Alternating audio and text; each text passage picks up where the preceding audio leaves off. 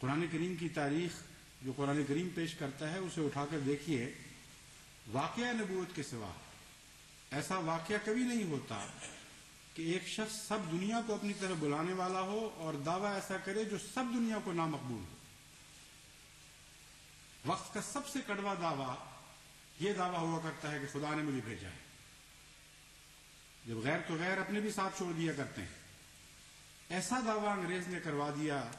ان عقل کے دشمنوں کے نزدیک، اور پھر توقع یہ رکھی کہ جب یہ شخص کہے گا کہ جہاد کا خیال چھوڑ دو تو سارے ایک دم جہاد کا خیال چھوڑ دو، انگریزی حکومت کی ساری سردردی ختم ہو جائے گی، سارے مسائل حل ہو جائیں گے، کیونکہ جب مرزا صاحب نے جو اعلان کر دیا، یہ بات ان کی عقل میں آ جائے تو آ جائے، کوئی نارمل کوئی معقول انسان اس بات کا تصور بھی نہیں کر سکتا۔ اور حالات کیا تھے جن سے انگریز کو خطرہ تھا؟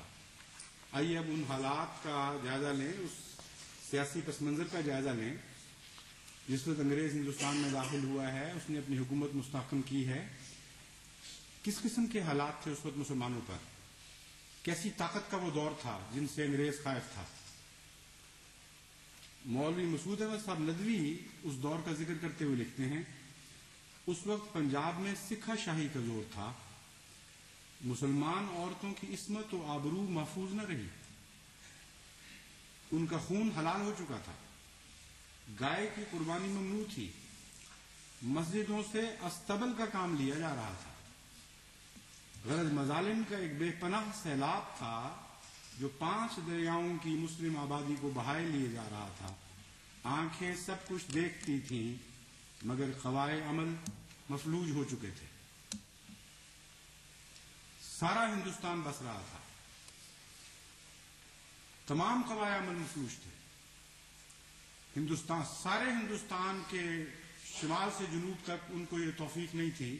کہ اپنے مسلمان بھائیوں کے خون کی حرمت کا اعلان کریں اور ان لوگوں کے خلاف جہاد کریں جنہوں نے اس کو حلال کر دیا تھا،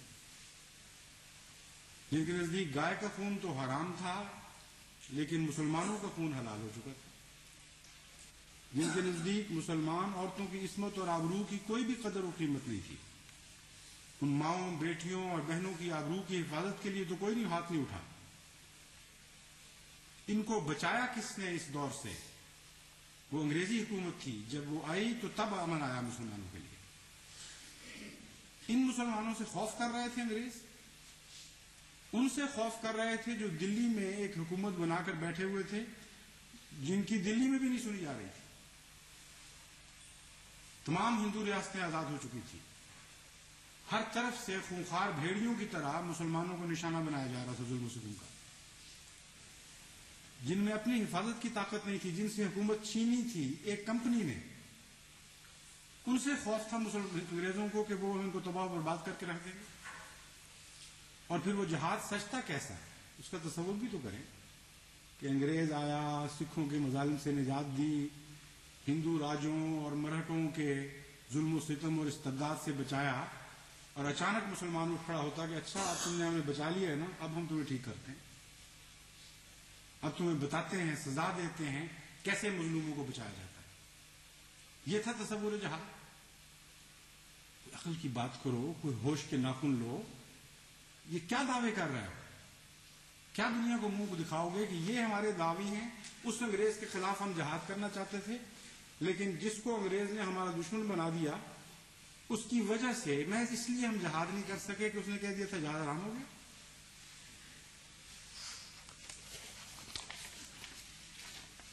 اب دوسرا حصہ، اس کا ایک تیسرا حصہ پہلو یہ ہے کہ حضرت مسیح موعود علیہ الصلوۃ والسلام نے کہا کیا ہے، یہ بھی تو دیکھو۔ فرماتے ہیں اس زمانے میں جہاد روحانی صورت سے رنگ پکڑ گیا ہے، اور اس زمانے میں جہاد یہی ہے کہ اعلاء کلمہ اسلام میں کوشش کرے۔ صرف یہ منسوخ فرمایا، وہ جہاد کا تصور منسوخ فرمایا جو علماء نے اپنی طرف سے بنا لیا تھا اور گھڑ لیا تھا۔ شرط جہاد نہ ہونے کے نتیجے میں جب تک وہ شرط پوری نہ ہو اس وقت تک جہاد کرنا منع ہے، یہ فرمایا۔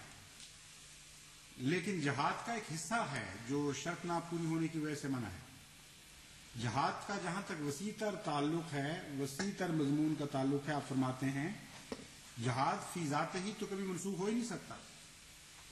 ہر حال میں ہمیشہ لازماً جاری رہے گا، اس کی کوئی نہ کوئی صورت ایسی ہے جسے مومن سر انجام دے سکتا ہے۔ چنانچہ فرماتے ہیں کہ اعلاء کلمہ اسلام میں کوشش کریں، مخالفوں کے الزامات کا جواب دیں، دین متین اسلام کی خوبیاں دنیا میں پھیلائیں، حضرت صلی اللہ علیہ وآلہ وسلم کی سچائی دنیا پر ظاہر کریں۔ یہی جہاد ہے جب تک کہ خدا تعالیٰ کوئی دوسری صورت دنیا میں ظاہر نہ کرے، اور یہ ہمیشہ کے لیے نہیں۔ دوسری صورت سے مراد یہ ہے کہ جب دشمن اسلام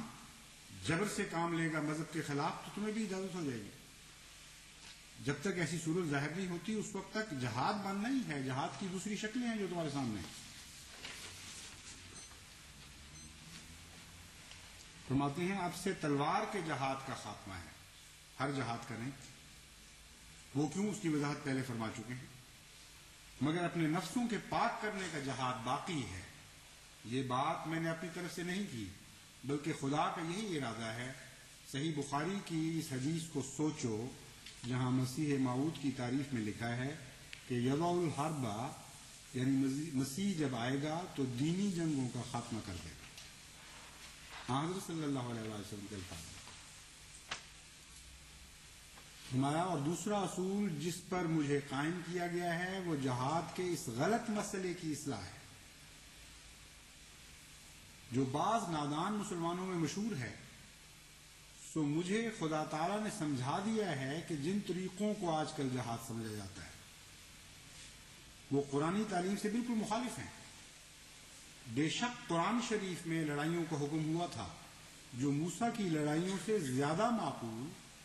اور یشوع بن نون کی لڑائیوں سے زیادہ پسندیدگی اپنے اندر رکھتا تھا، اور اس کی بنا صرف اس بات پر تھی کہ جنہوں نے مسلمانوں کے قتل کرنے کے لیے ناحق تلواریں اٹھائیں اور ناحق کے خون کیے اور ظلم کو انتہا تک پہنچایا، ان کو تلواروں ہی سے قتل کیا جائے۔ یہ ہے خلاصہ اس قرآنی تعلیم کا جس کا ذکر اس آیت کریمہ میں ملتا ہے جس کی میں نے خطبے سے پہلے تلاوت کی تھی۔ کوئی عالم دین ہے آج جو ان باتوں میں سے کوئی غلط ثابت کر کے دکھائے؟ کہاں اعتراض کا محل ہے، کہاں گنجائش ہے؟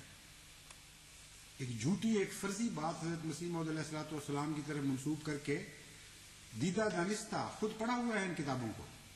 ان سے یہ سارے پہلو چھپاتے ہیں اور یہ ظاہر کرتے ہیں کہ حضرت مسیح موعود علیہ الصلوۃ والسلام کو انگریز نے جہاد کی تنسیخ کے لیے کھڑا کیا تھا، اور اگر یہ نہ کھڑے ہوتے تو انگریز مارا جاتا۔ سارے مسلمانوں نے تباہ کر کے رکھ دینا تھا سلطنت انگریزیہ کو اگر حضرت مسیح موعود علیہ الصلوۃ والسلام منع نہ فرما جائے۔ اب ان علماء کا حال سنیے جو یہ الزام آج لگا رہے ہیں بڑھ بڑھ کر، اور اس وقت خفیہ باتیں مسلمانوں میں وہ پھیلایا کرتے تھے، اس میں کوئی شک نہیں، لیکن جہاں تک دنیا کے سامنے باتوں کا تعلق ہے وہ کچھ اور کہا کرتے تھے۔ جہاں تک انگریزی حکومت کو اپنے عقائد سے آگاہ کرنے کا تعلق ہے، ان کی زبان بالکل مختلف تھی، ان کے عقائد بالکل کچھ اور نظر آتے ہیں۔ مولوی محمد حسین صاحب بٹالوی جو سب سے بڑے دشمن حضرت مسیح موعود علیہ الصلوۃ والسلام کے اور جہاد کے معاملے میں معترض، آپ لکھتے ہیں اشاعت السنہ جلد 9 صفحہ 10 پر ہے درج ہے، مفسدہ 1857 میں جو مسلمان شریک ہوئے تھے وہ سخت گناہ گار اور بحکم قرآن و حدیث وہ مفسد و باغی بد کردار تھے۔ پھر فرماتے ہیں اس گورنمنٹ سے لڑنا یا ان سے لڑنے والوں کی خواہ ان کے بھائی مسلمان کیوں نہ ہوں، کسی نوع سے مدد کرنا صریح غدر اور حرام ہے۔ اشاعت السنہ جلد 9 صفحہ 10۔ پھر اپنی کتاب الاقتصاد فی مسائل جہاد کے صفحہ 16 پر رقم تراز ہیں، ان دلائل سے صاف ثابت ہوتا ہے کہ ملک ہندوستان باوجودی کے عیسائی سلطنت کے قبضے میں ہے، دارالاسلام ہے،